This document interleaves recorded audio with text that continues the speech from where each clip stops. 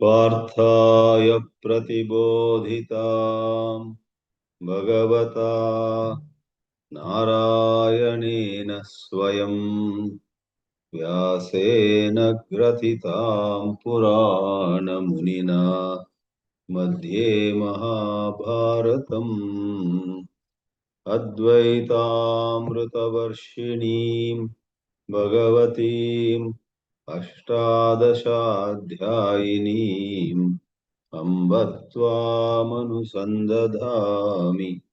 भगवद्गीते भवद्वेषिणीम् Amb त्वामनुसन्दधामि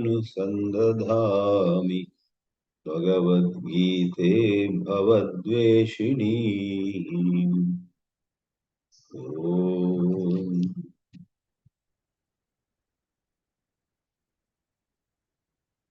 We will start this morning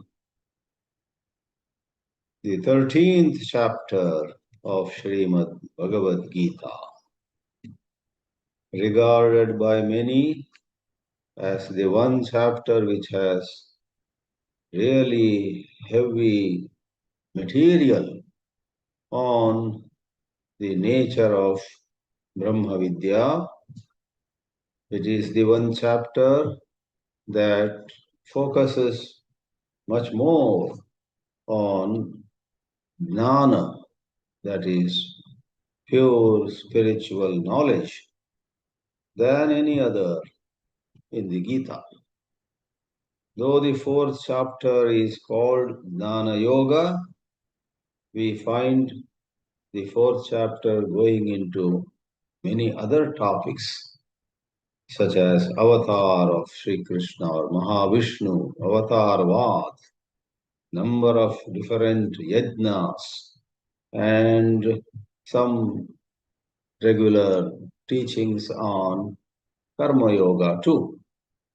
Whereas here we have a much greater emphasis on what is jnana.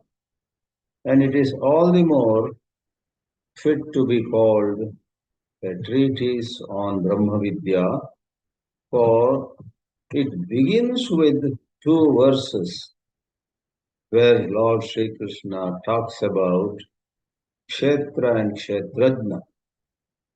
The chapter begins with Sri Krishna pointing out or revealing that there is one awareness principle which is in all living beings.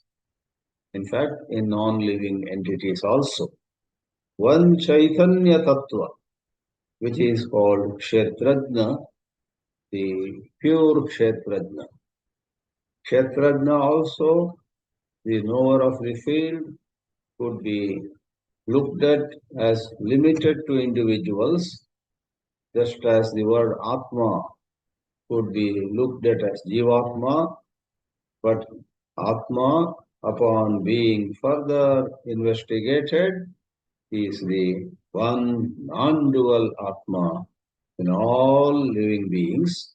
Here too, Kshetrajna is that one pure consciousness which is no different from God, and even everyone, even the seeker, doesn't stand apart from it. That is where the seeker is considered or looked at as one with God. Advaita gets its endorsement in the very first two verses of this 13th chapter, named as Kshetra Kshetrajna Vibhaga Yoga. The distinction and the division that is initially seen between the known and the knower, the field and the knower of the field. However, I must hasten to add that this chapter also, as all chapters of the Gita do, have some diversity of topics.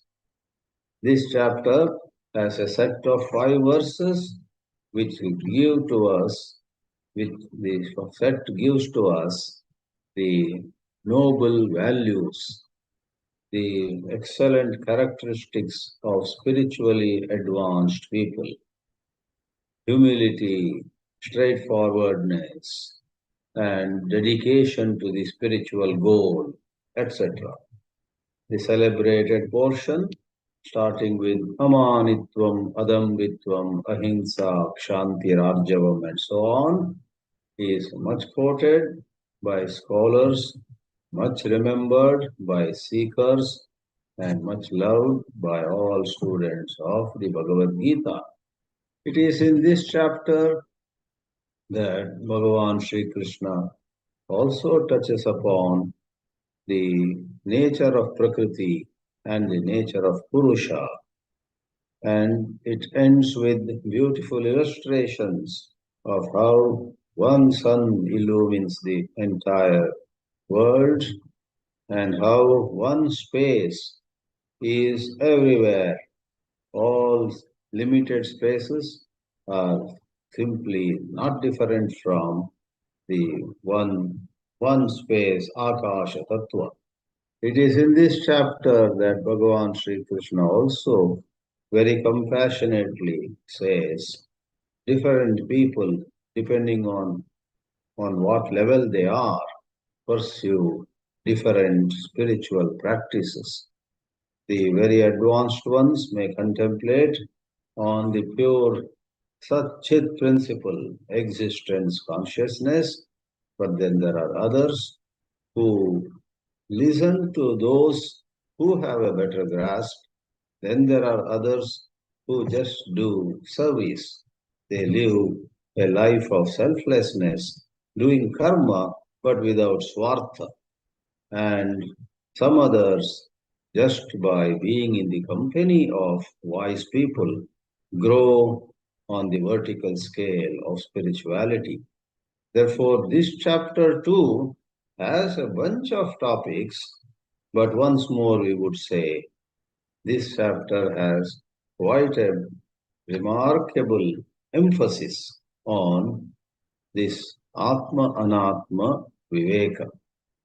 What I am and what I am not has to be discerned, has to be noticed carefully, and then the job of the seeker is to stay as what one truly is, as per the revelations of the Upanishads, best brought out by this 13th chapter. Number 13 in Western culture may be an unlucky number, but for students of Bhagavad Gita, number 13 is very auspicious. The 13th chapter can bless every seeker with jnana, with bhakti, with niswartha, the spirit of selflessness, with great understanding of what life is all about. Without further delay and without attempting a more elaborate preview, for we will be doing a review at the end of this chapter, we will plunge into the shlokas proper. In some versions, and maybe in books in some of your hands, the 13th chapter has 35 verses. That is because a shloka is added right at the beginning where Arjuna asks Sri Krishna some questions.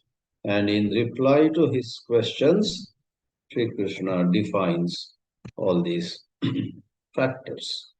Otherwise, it is 34 verses only. The 34 verses, suppose, are counted. The entire Bhagavad Gita has 700 verses.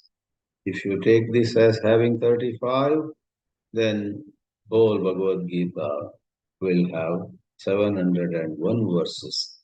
We generally prefer the version with 700 verses because in Shankaracharya's Bhāshya, right in the beginning of the whole text, he specially mentions that Veda Vyasa put all the great revelations, teachings, messages of Sri Krishna in Saptadashabihi, or Saptashatabihi.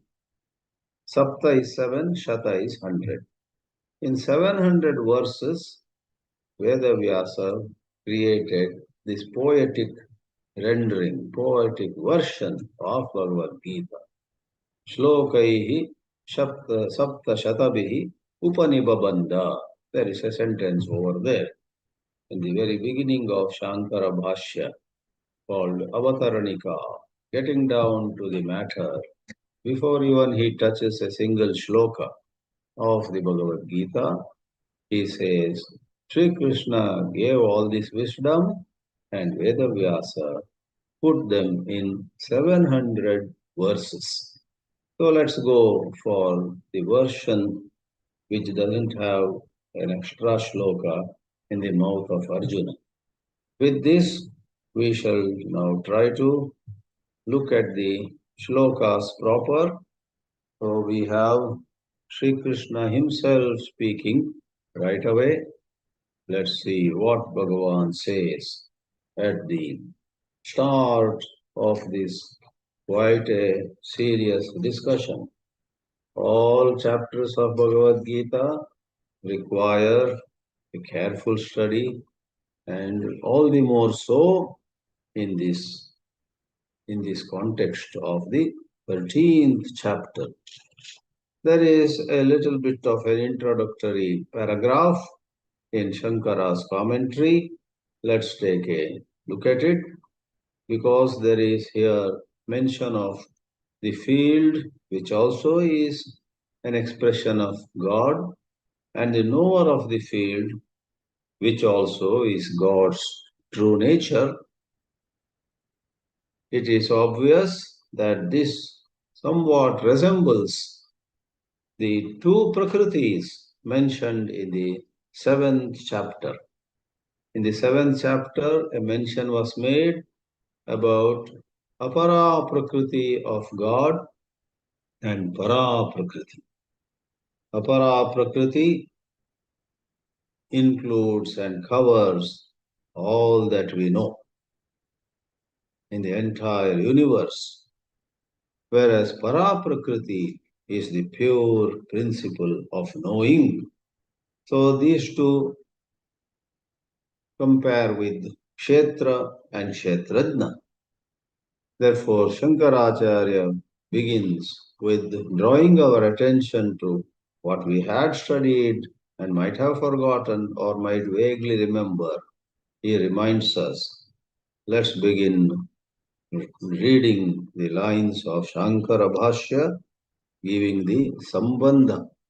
Sambandha means how this chapter relates to previous chapters. He says, Saptame Adhyaye Dve Prakriti. Prakriti is singular, Prakriti is dual. Dve Prakriti Suchite Parameshwarasya. The Supreme Lord has two natures, the higher nature and the lower nature. For our benefit, Bhagavan Bhashyakara himself summarizes what the lower Prakriti is. Trigunatmika Ashtadha Bhinna Apara. Apara, that is Apara Prakriti. The lower nature is Bhinna, is divided into. Bheda is the noun, Bhinna is the adjective. Division, divided. The lower nature is divided, Ashtadha, in 8 ways. Ashtadha means in 8 ways, and this entire lower Prakriti, Apara Prakriti, is in and out Trigunatmika. It's constituted of the 3 gunas, Sattva, Rajas, and Tamas. That may be said of all that we know, all that is objectifiable, all that is the Vishaya, whereas the pure consciousness is the subject, is the light of consciousness, and it is the Vishayi. Vishaya and Vishayi. That is how Adi Shankaracharya, writing his commentary on the most exalted Brahma Sutras, begins with the words Yushmadasmad Pratyaya Gocharayoho Vishaya Vishayinoho. There is the Vishaya and there is the Vishayi. There is the object and there is the subject.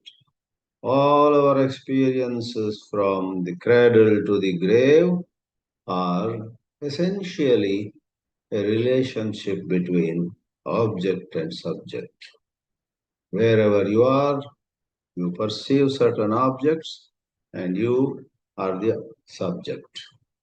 No matter where you go to Ireland, go to Iceland, go to America, go to Australia, live anywhere in the crowded Manhattan or in some small village in Texas, far away from any big town. Life consists of what you experience and you, the experiencer. So, Trigunatmika is a very comprehensive word for this entire creation, splitting into subject and object. And the pure consciousness is Nirguna, it has no attributes. And it is this chapter which touches upon these issues where the gunas play. It says in one of the verses, as we will see, the Nirgunam Guna Bhoktracha. On one hand, itself is free of attributes, the supreme truth, which we ought to realize. But Nirgunam Guna Bhartracha. But it is that truth only which supports, which makes possible the play of gunas.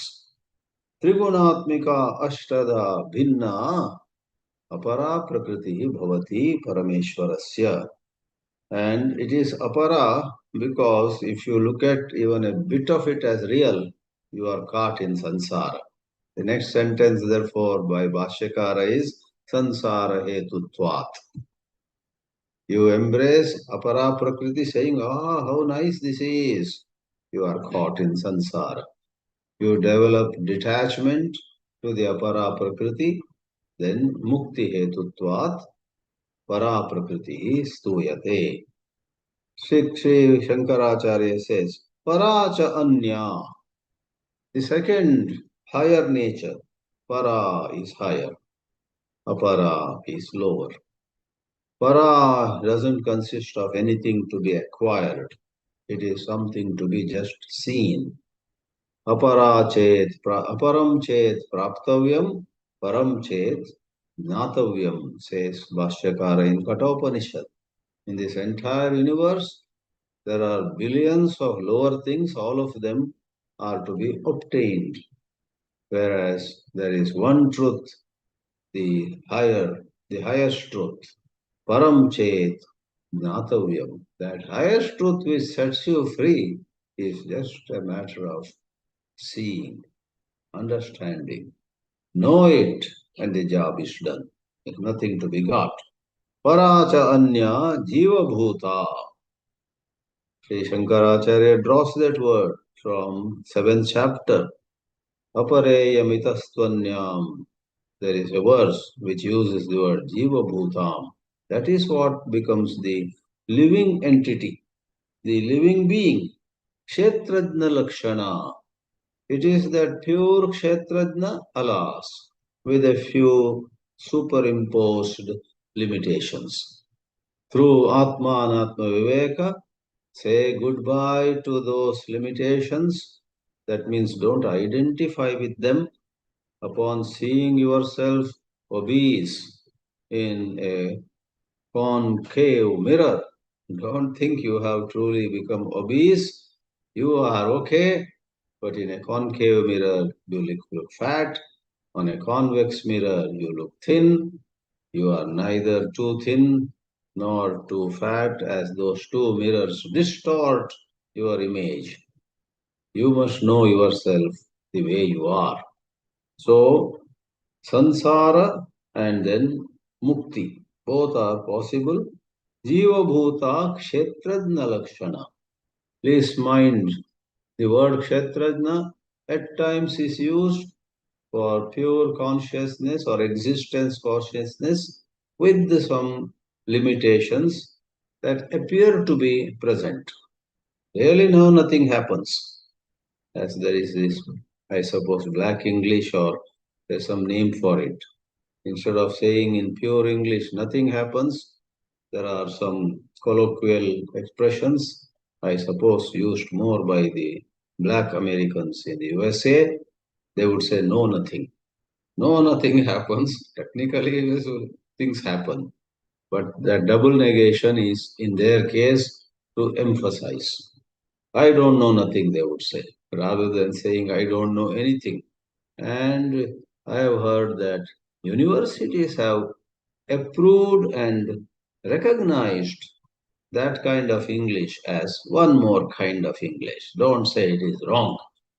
Just as in every country there are various dialects and we respect the dialects.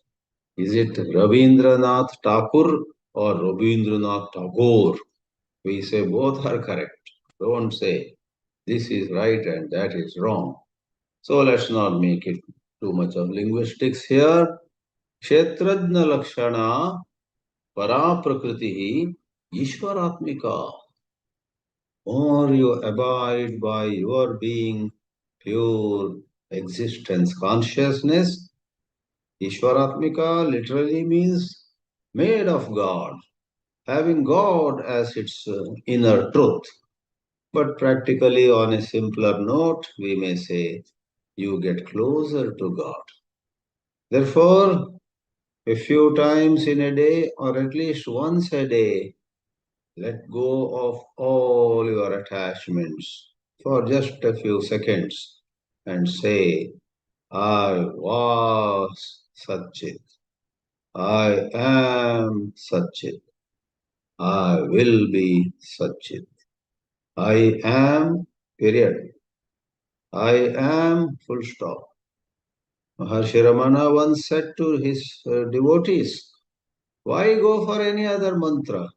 Just repeat I, I, I, and stay with that sense of I without associating. I am the father of three sons. I am the CEO of a small company. I am originally Asian but have American passport now. I am this, I am that. So don't describe. Stay with I am. And staying with I am, or leave that am also, staying with pure I. Mind, conditioned mind, tries to bring so many descriptions. When you ask yourself, who am I? The conditioned mind says, I am the one who lost that election in 2018 by a narrow margin. Otherwise, today I would have been up in New Delhi as a member of parliament, maybe. So that was a MLA election. If I had won in that, after another 5 years, I would have won the MP, member of parliament election. And blah, blah, blah, blah, blah. The mind goes on a spree. It gives so many thoughts. In some people's cases, that thoughts flowing incessantly leads to talking also continuously, moving about continuously. They don't even sit at one place. Somebody was going in Mumbai from Borivali all the way to Colaba. He was already on the train.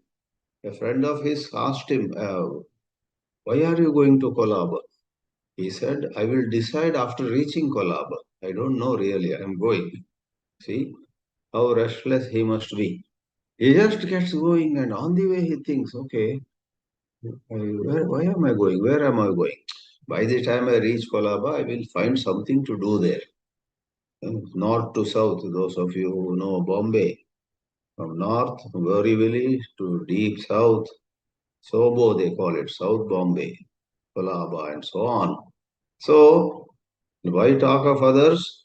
Don't all of us have similar unrest whenever we point out somebody saying he is too rajasic or she is too talkative or that person is too much after money.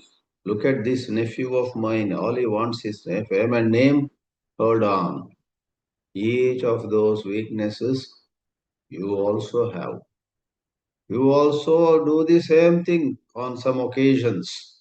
Therefore, a spiritual aspirant should become more and more aware of all weaknesses under the sun being in himself too. Without going far here, Sri Shankaracharya says, Yabhyam Prakritibhyam. Bhyam is a typical dual number. As all of you know by now, intentionally or unintentionally, I keep sprinkling some grammar in these classes. In Sanskrit, there is not only Ekavachan and Bahuvachan, there is a Dvivachan. One hand is Karaha, and if somebody has 10 hands, Karaha.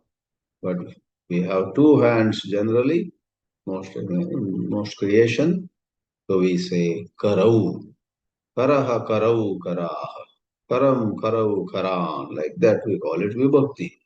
So in the Tritiya Vibhakti, third case, in the declension, Yabhyam Prakritibhyam. With these two Prakritis, Ishvaraha Jagad Utpatti Sthiti Laya Hetutvam Pratipadyate.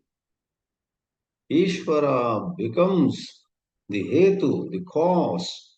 He becomes the great grand agent for the Srishti. Utpatti, Sri Shankaracharya says. Utpatti is Srishti.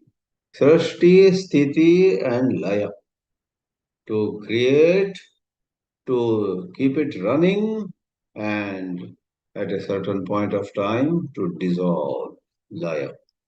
Therefore, some people say the very word, very name, God, means generates, organizes, and destroys. Generates, organizes, and destroys. G-O-D. Point here is the pure Kshetrajna alone does nothing. He shines. He just illumines anything, if at all. But the Kshetrajna and Kshetra, the knower of the field and the field, together make possible the grand act of creation. So the higher Prakriti alone is not the creator. Oh, shall we say then the lower Prakriti alone is the creator? That too is not true. Because the lower Prakriti by itself is dead. It cannot move. It's a very strange joint venture. It's a very strange walking together, shaking hands between Apara Prakriti, the lower, and the Para Prakriti, the higher. Therefore, dual number. Yaya Prakritya means single. And Yabihi Prakritibihi would have been many Prakritis, but there are not many, only two. Therefore, neither Yaya singular nor Yabihi plural, but Yabhyam. Yabhyam Prakritibhyam Ishvaraha Utpatti Hetutvam Pratipadyate Sthiti Hetutvam Pratipadyate Laya Hetutvam Pratipadyate. All these labels come upon God. Actually, God in His true nature is free of, devoid of any labels. He doesn't play any role at all. In the fifth chapter, Sri Krishna had said, Na datte kasyachit papam, na chaiva sukritam vibhuhu. I have nothing to do with anybody's merit or demerit. I am not concerned with punishing the wicked and rewarding the good. But however, the way things are set up, there are some laws and things move as per laws. I, really speaking, Arjuna, believe me, trust me, I am Satchit. pure existence, pure awareness, having nothing to do with promoting or demoting, etc. So, on the highest level, the pure self and pure God consciousness is utterly nirguna, nishkriya, niravayava, partless, etc. तत्र क्षेत्रस्य क्षेत्रज्ञ लक्षण प्रकृति द्वय निरूपण द्वारेण through this detailed discussion of prakriti dvaya, two prakritis, the higher and the lower, para apara. What is achieved? तद्वतः ईश्वरस्य तत्त्वनिर्धारणार्थः क्षेत्राध्यायः आरभ्यते. Bhashyakara gives a name to this chapter, while well-known name is Kshetra Kshetrajna Vibhaga Yoga. But it is called by Bhashyakara Kshetradhyaya, a kind of a truncating, trimming. Kshetradhyaya, the chapter which talks about Kshetra, the field. By implication, the field, the knower of the field, their relationship, their attributes, their qualities, and so on. Kshetradhyayaha arabhyate. A Tippanakara writes in some versions, and maybe some of you are holding a copy of Shankara Bhāshya published by somebody else than the one that I have. Instead of Kshetradhyaya, there could be the Patantara version, Kshetrajnadhyaya. Kshetra plus Adhyaya, here Kshetrajna plus Adhyaya. Kshetrajnadhyaya is another version, it appears, but I have this book in my hands, which is talking about Kshetradhyaya, Shankara Bhāshya. Kshetradhyaya arabhyate. Wonderful. Ishwarasya tattva nirdharanarthaha. Arthaha means meant for. This is meant for determining the true nature, tattva nirdharana arthaha. It meant for determining the true nature of Ishvara. Who is God? There is a popular, unfortunate opinion of people in the world that Hinduism, oh, they have so many kinds of gods. It is such a wide range. Their temples look like museums. There is some Hanuman, there is some Ganesha, there is some Radha Krishna, there is some Shiva, there is one Vishnu, there is one Subramanya and his Parivar, Ram Parivar. Oops! What is this? Hinduism doesn't seem to know God at all. That's what they think. Foolish. They are uneducated. They have not taken time off to understand Sanatana Dharma. And unfortunately, more unfortunately, a large percentage of so-called Hindus themselves have no idea. Some of them may have graduate degrees, postgraduate degrees, PhDs. They might be doing well in various positions in the world, but with regard to their own dharma, they are totally ignorant. And sometimes they are proud also. With a broad smile, they say, I am a Hindu, but I don't know anything about Hindu. They laugh. They should cry actually. But that is the level of, ignorance, whatever may the cause. There are causes for everything. Everything has a cause. Maybe the conquest of India by the Mughals first and later the British and heavy westernization of education, the unbelievable growth of science and technology, good jobs being available if you go for technology. There are parents who say to children, all this religion, etc., you take up later. Now study maths and science, get a good job, marry, then you study religion. Parents sometimes caution boys and girls instead of encouraging them on at least Sunday. spend an hour on knowing your religion. So they don't know. So there is an opinion widespread that Hinduism is very unclear about what God is. The truth is the opposite.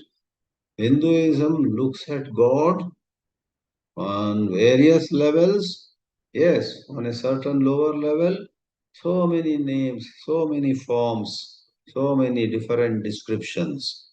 Higher and higher you go, as Acharya Shankara says here, the truth of God is pure existence, pure consciousness. On that level, the idea of God in Sanatana Dharma, called Hinduism these days, shakes hands with the highest of pure physics and whatnot.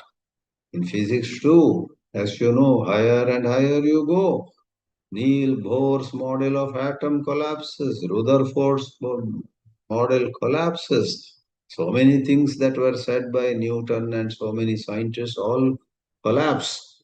Higher you go, they say even an atom is not really located. It is an energy distribution. Your mind is, blown. What? That means that circular orbits where electrons go round and round around a nucleus. That's not to be literally taken. The higher physics says that's what we mean. Don't take it literally. And atoms and or subatomic particles are not as simple as you imagine. Deeper you go, the older definitions fall by the side. So is the case with Sanatana Dharma's higher philosophy, where we are supposed to go slowly, beginning with kindergarten steps. It is said, Ishwarasya Tattva Nirdharanartham. To truly know what God is. God is indescribable. God is without name, without form, without attributes. All that will come in this 13th chapter. Therefore, we are saying this 13th chapter is solid stuff. If someone decides to review the 13th chapter repeatedly and dwell, meditate, and live by that vision, that should take the person to dizzy heights of spiritual glory. Hold on to this 13th chapter if you wish to. It is sure to take you very far. Ishwarasya. Tadvataha Ishwarasya. This Tadvataha is the sixth case of Tadvan. What is this Tadvan? In Sanskrit, Dhana is wealth. Dhanavan is somebody who has wealth. Kirti is fame. Kirtiman is somebody who has fame. So Tadvan is, what is meant is one who has Tat. And in a compound, Tat can represent dual number also. One who has these two natures. Apara tata aparacha paracha prakriti yasya saha. God is one who has a lower nature and a higher nature. 7th chapter talks about it. Bhumirapo nalo vayu kammano buddhirevacha ahankara itiyam bhinna prakriti rashtada apareyam itasvanyam prakritim vidhi me param jiva bhutam and so on. So two shlokas talking about lower prakriti and higher prakriti. And one God possesses, one God is the owner, one God is the Malik, as we call it. One God has total control on both these. So Tadvan is Prakritiman, who has these two Prakritis. Tadvataha Ishwarasya. Of such God who has these two Prakritis, we are interested in knowing the true nature. Kshetradhyaya arabhyate. If somebody among you wants to do a little PhD, why little we have to do a PhD, in religious studies in any university in your country, wherever you are settled, I can give you a suggestion right away. Try to write a thesis on God in Sanatana Dharma. Recently, I have come to know that there are several universities in America. In Florida itself, there is one well-known Hindu University of America, where I have visited long back, near Orlando. Then there's another yoga university, something like that. And then now I have come to know which one more. The second one also is near Orlando. The third one is near Miami in Florida. Florida seems to be encouraging small universities to come up.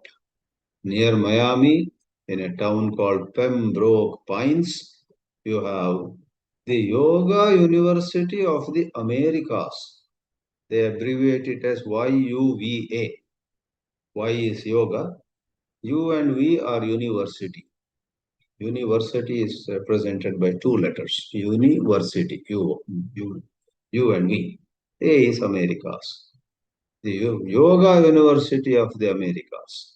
And they are welcoming everyone and all, probably, especially Hindus, come and do some diplomas, do a degree course, do a MA, do a PhD. Many have already done PhD under the Yoga University of the Americas, and it is especially meant for religious studies in Vedanta, on Puranas, in Sankhya, in Purvamimamsa. Can I take any? I know one or two candidates who are trying to do a PhD. Some of them are in India only. They want to do a PhD in Dasa Sahitya. You know what is Dasa Sahitya? Everyone knows. The literature contributed by great Dasas. Tulasi Dasa, Purandara Dasa, Kanaka Dasa, Sur Dasa, and there are many more. In every state there are devotional figures. Some of them may not be called Dasa. So Annamacharya in Andhra Pradesh, Telangana, and so on. And list is, or who wrote Vaishnava Janato? Narsi Mehta. He doesn't put Narsi Dasa, but he is also like a Dasa. Narsi Mehta wrote such fabulous compositions, and Gandhiji was so fond of Vaishnava Janato, Tene Kahiyeji, and so on. So someone known to me is doing a PhD on Dasa Sahitya. Someone in Bangalore, sitting in Bangalore, is doing PhD, trying to do under the Yoga University of the Americas near Miami. She is trying to do a PhD on music therapy. How, I don't have much knowledge at all about this, but how various ragas. We have heard that some raga of Hindustani or Carnatic, whatever, can cause lamps to light up. Some ragas we have believed can bring rains. Some ragas which are meant to be sung only in mornings have certain effects. Some have certain effects and they are to be sung only in the evening. All this we hear. Tansen and so many other great figures in the history had command on those ragas, it seems. So this lady wants to do music therapy. How by how singing particular songs every day for some time can cure somebody of some ailment. Life is full of mysteries. How unexpected ways are available for regaining our health. We are going to have a webinar. I'll spend only 1 minute on it by Dr. Ramakrishnan. Powai Forum is holding a webinar by him on April 26, evening 8:30 in India and morning 8 in California. And he's going to talk about science of pranayama And just yesterday we received his synopsis for the abstract for the talk he is going to deliver. And there he says, my eyebrows went up. He said, more than right diet, regular pranayama can cure you of diabetes or blood pressure or all these things. For a moment I said, oh, I didn't think about it. More than diet. Not that you can go haywire with diet. You have to be disciplined. But regular pranayama, I am myself looking forward to that webinar on April 26. Therefore, I must come back now. Ishwarasya Tattva Nirdharanam can be a topic for PhD. And if that book comes out, if that thesis takes the shape of a book, it will address the need of a lot of Hindus. Hindus will then know, oh my God, I never knew there is such a view of God. Some ideas may look very crude, but that's just a starting point. Then dig deeper, study more. The Sanatana Dharma can take you to dizzy heights of appreciation of God's glory. And you not only know God to be out there, but God as seated in your own heart, as being in every cell of yours, God being in every thought of yours. Kenopanishad says, in every thought, Pratibodha Viditam Matam, there is a mantra. In every cognition, you see a cat and say, there is a cat. You have a thought. In that thought, God is present. ईश्वरस्य तत्त्वनिर्धारणार्थः अयम् अध्यायः यस्य नाम क्षेत्राध्यायः आरभ्यते. And then making a quick reference to the immediate previous chapters, Bhashyakara Shri Shankaracharya says, Atita Anantara Adhyaye. Atita means chapters that are over. We are at 13th chapter. 12 chapters are over before coming to the 13th. But there's one more adjective. Atita Anantara. Anantara means with no gap. The immediate previous chapter. Now the reference is to the 12th chapter. In the Dwadasha Adhyaya, Adveshta Sarvabhutanam Maitraha Karuna Evacha. 12th chapter, 12th sloka. Or rather, 12, 13 that is. 12, 13. The values begin in 13. 12, of course, is that Tyagat Shantiranantaram. 12, 13.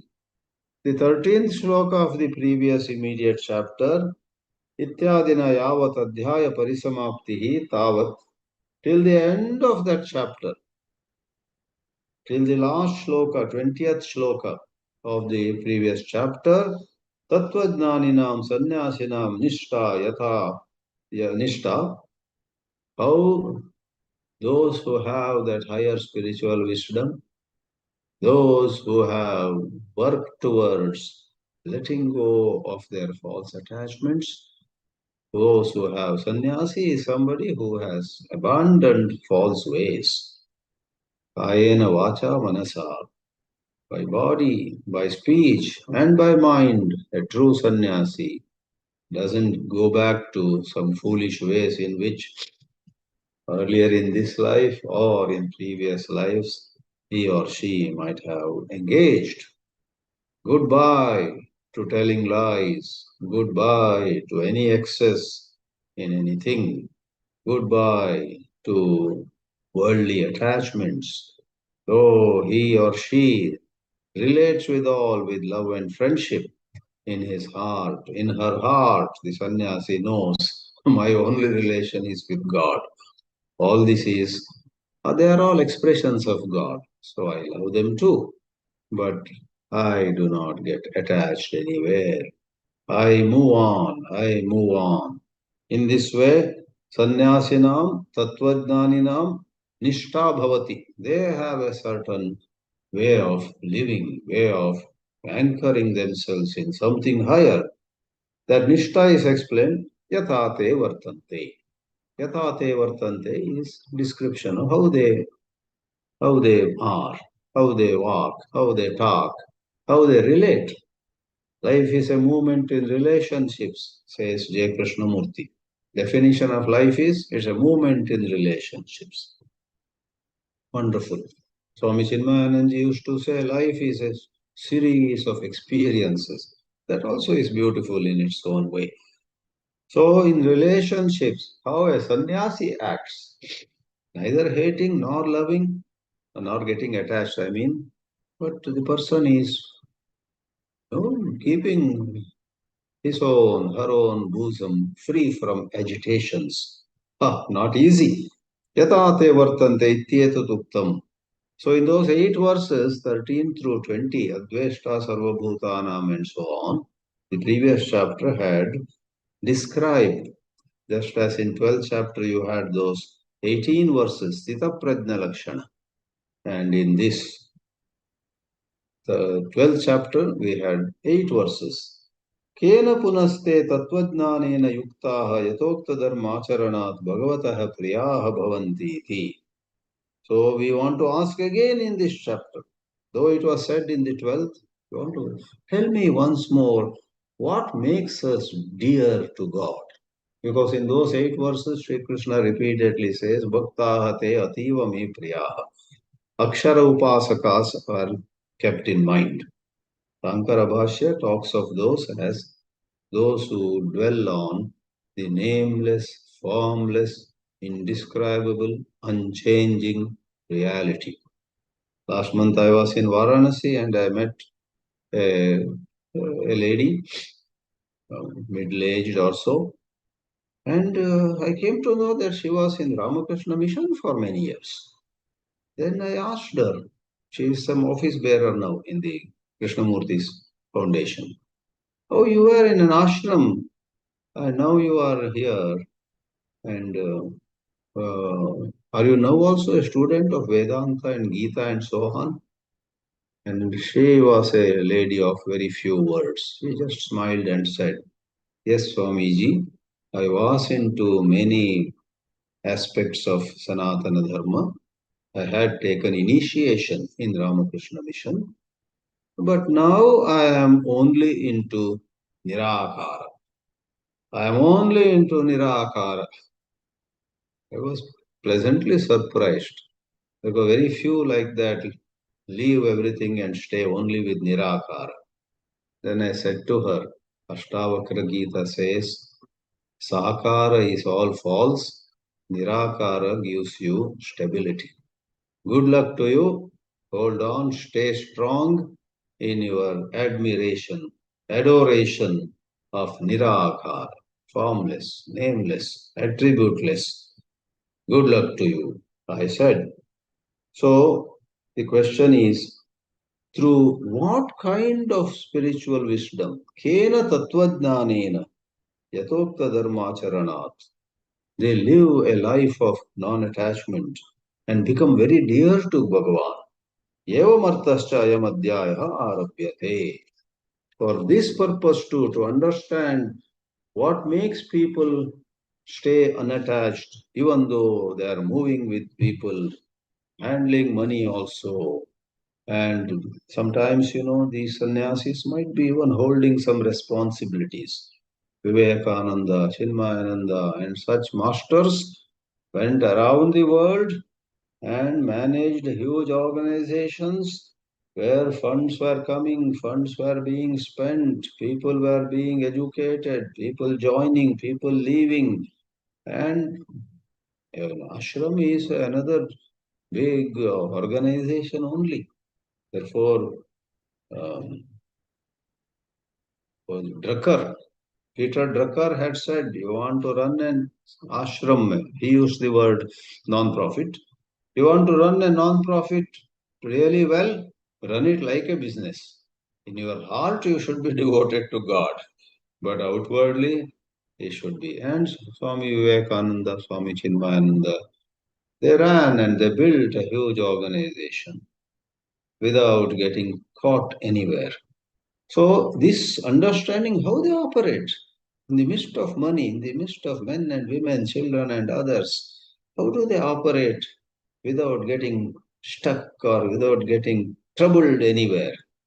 That also is covered in this chapter. Ayam adhyaya arabhyate. This chapter is begun, says Sri Shankaracharya, in his Prasanna Gambhira Bhāshya. So we shall enter the first shloka in the next class, next Wednesday morning in India, Tuesday evening, the West.